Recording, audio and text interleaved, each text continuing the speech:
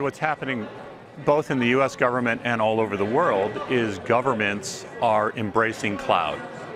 Initially, governments were not quite clear whether cloud was safe and secure, and they now realize that cloud is the way they can deliver better experiences to their citizens and drive significantly greater efficiency.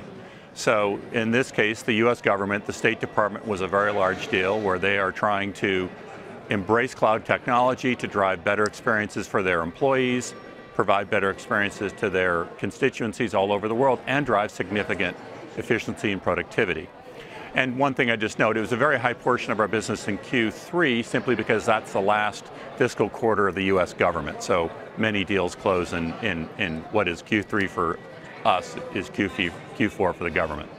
Understood. But I guess to the point of sustainability here, I mean, you've made investments, I would assume, in Washington, D.C. in terms of marketing to the federal government. Is it your expectation that this pace of investment will continue over time and that you will continue to benefit from it? Well, absolutely. I think we're still in the very early days of both companies and governments embracing cloud. It reminds me a little bit of the consumer mobile revolution that I was privileged enough to experience at eBay over a 10-year period. And this feels a little like 2014 in the consumer mobile revolution, where it's still in the early innings. The same thing's happening now inside of companies and governments, where they're embracing cloud, and with cloud also mobile capabilities. And so the U.S. government and governments all over the world are just at the very beginning of embracing cloud, because cloud allows them to do the same thing it's done in our personal lives. Provide better experiences and deliver significant efficiency. And those are two things that are not going to go away. So our conversations, we have a dedicated team in Washington, but we're dealing with governments and companies all over the world. And I should note, the government's probably less than 8% of our business in total, so it's an important part. It'll keep growing. But the real story is companies and governments embracing cloud to drive digital transformation. So John, it's Sarah. I'll ask about your company business, since David focused on the government. I mean, you've got a pretty unique window into corporate IT spending right now. What are you seeing? We're all trying to figure out if this is the peak, the high watermark in terms of company investment and hiring and the positive trends we've seen all year.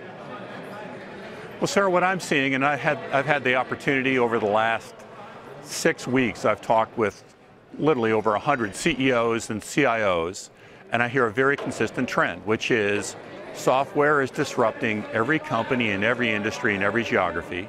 And so every company's trying to fight back and figure out how they embrace technology to their benefit. So they're all declaring a digital transformation.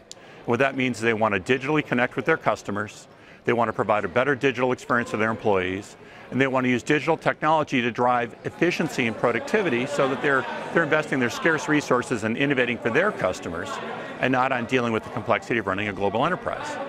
And so as part of that digital transformation, they're embracing cloud, and ServiceNow is one of the core strategic platforms that allows them to enable better experiences for their customers and employees and unlock significant efficiency and productivity. So I see it as strong structural demand behind this IT spend, and it's frankly, platforms like ServiceNow can deliver real return on investment. So I see strong demand, and I think it's going to continue. We're still in the early innings.